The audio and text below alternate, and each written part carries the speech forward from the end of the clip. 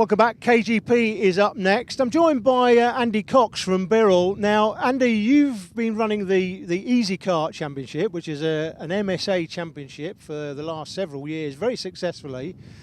You've made a decision recently, it's been announced on the karting website and sometime before that you're now going non-MSA as a championship, and with all the problems that we're having in karting at the moment, can't help, what's your concerns?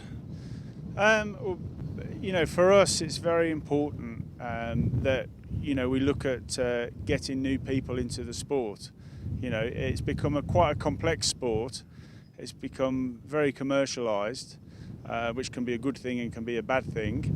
But the framework that exists is very difficult, I think, for a commercial company to work in. Easy Kart, we've always paid our own way. We've gone in and rented circuits exclusively.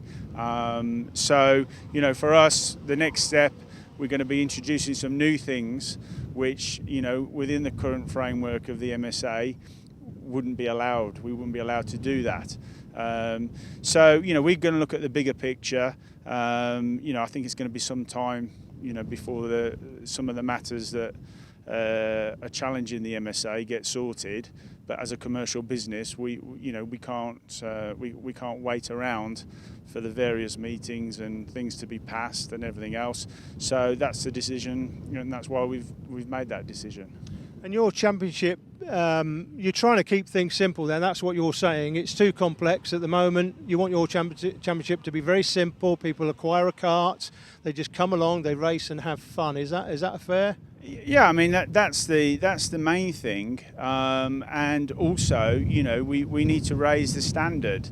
When people say sort of non-MSA, they think of maybe people buying a go-kart off eBay, of which there's nothing wrong with that, and think, who are you going to let on the track? Obviously, Easy Kart is a big franchise. We need to protect that, and we actually need to deliver what we're selling, which is Easy Kart, and it's an easy way to go karting. So, we need to make sure that we have a proper driving test in place, which will be free. And also, when someone does a driving test with us, they've got their Easy Kart, they do the driving test, which is free, and we'll assign somebody experienced that can advise them on their first day on the track, give them a little bit of coaching, so that by the end of it, they feel a lot more confident, and obviously then go about their racing. Unfortunately, we have had people that have done an MSA ARCS test, turned up to one of our events, gone out on the Saturday, and we've gone, whoa, hang on a minute, well, I've passed my ARCS, and they've took it in a different type of kart, which maybe isn't the same speed, and we've sort of had to put an arm around them and go, look, you're not quite ready, spend a bit of time with them. That's what it's about. There's a lot of good ARCS testers out there, but I don't think across the board it's it's consistent enough, and that's, again, it's only a small thing, but it's an important thing. But so let me just ask you this question then: if the MSA can address the concerns that you have, would you consider coming back into the MSA fold?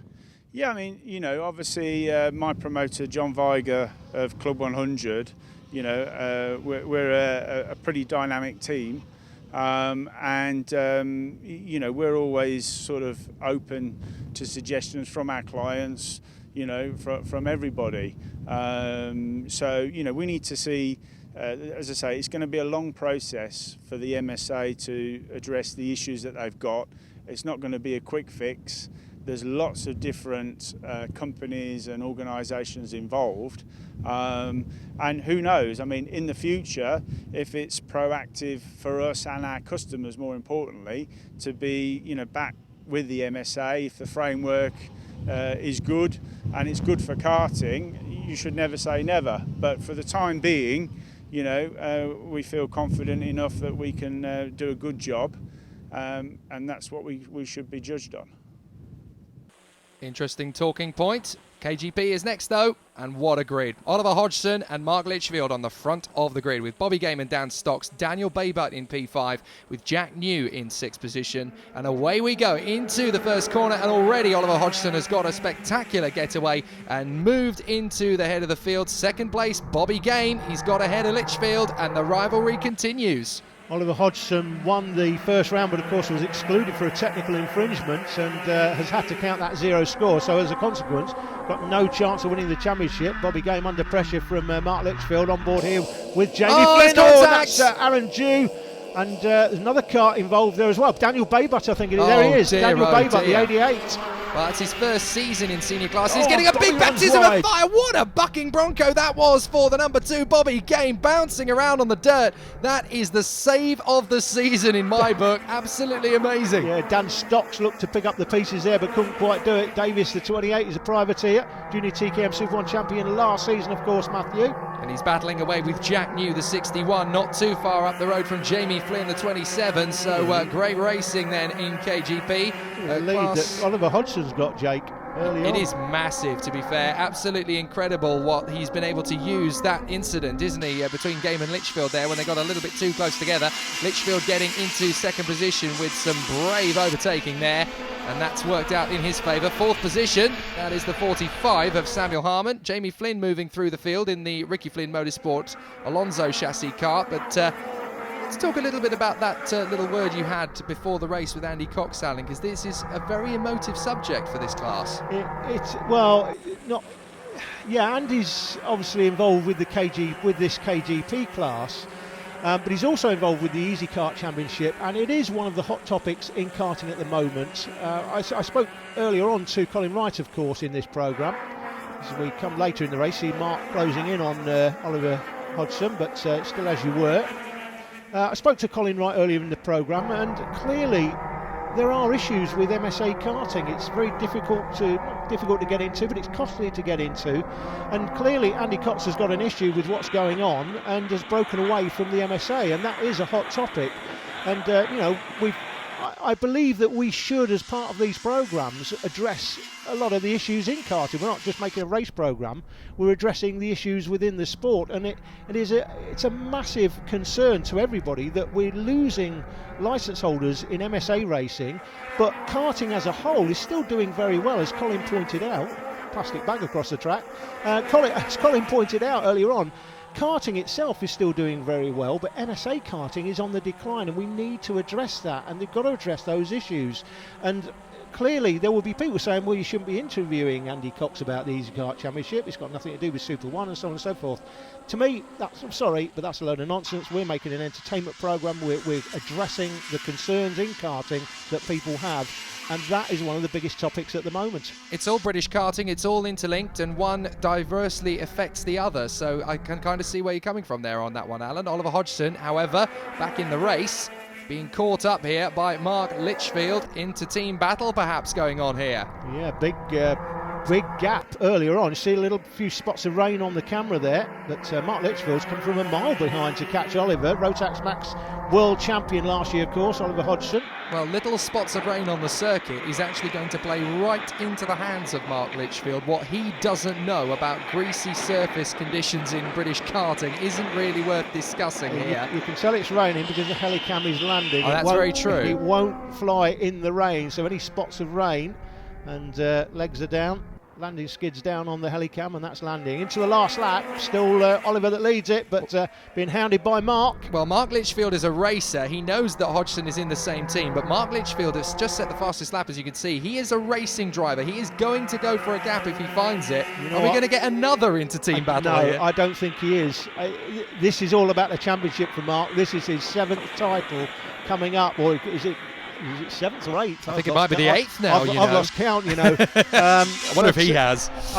He knows that it's all about points here. This is his teammate. I don't think he's going to make a move, quite frankly. Well, what a great way to end this race. PFI has got a 1-2 here after this fantastic meeting. Hodgson takes the flag, Litchfield hangs on for 2nd place, and Bobby Game in the number 2 is a country mile back. In fact, he's not even in 3rd anymore. That has gone to Matt Davies. Well, we didn't see him make the move, but a podium right at the end there for Matt Davies. That'll keep him smiling. Started in 10th position, got up to third place. Just tell us how the race went for you. Well, then the first lap, I was able to get back up to fifth. So then from then on, I picked my way past Dan Stocks first, and then Bobby Game, and then got my head down and put in some consistent laps. And I'd just like to say a big thanks to my dad, my mum, for making this happen for me. The problem around here is you can catch somebody, but it's pretty hard to get by without it being quite close. And there's been teammates, and I've also got the championship to think about. So second place was a safer bet. A little bit about the weather. How does the wind affect out there? You don't feel it too much. The only thing you do feel, because this is a track that you've got faster corners, and you're more or less flat out through the first and the second corner. When you're up behind somebody, you tend to get a bit of understeer. But apart from that, it didn't really affect it. Oliver, you started in pole position, you finished first. What's it like battling with Mark? It's always a tough race with Mark. I mean, if you race someone who's won that many championships with his experience, he's always fast and he's a great driver. He can always race well. Been lucky enough for me, it's quite hard to overtake around here. And having pole position, I was able to control the race. Well, I think we was all worrying about how much tyre we'd have left for that final. I think luckily everyone ended up in a similar position with probably not a lot of tyre left, but everyone was similar. Been a really good weekend for me and for Team PFI. I think that's probably wrapped up the title for my teammate Mark Litchfield. So he'll be happy. I'm very happy with 2 wins today. So with a round to spare in 2014, the KGP Super 1 Championship is done. Mark Litchfield is champion again. Bobby Game in second, Jamie Flynn in third, ahead of Matt Davies, Jack New and Daniel Baybutt. They'll all be battling for a strong season finale though in a few weeks' time as we move to the championship deciders in both Rotax and MSA classes. It's at PF International in the beautiful Lincolnshire countryside. See you then.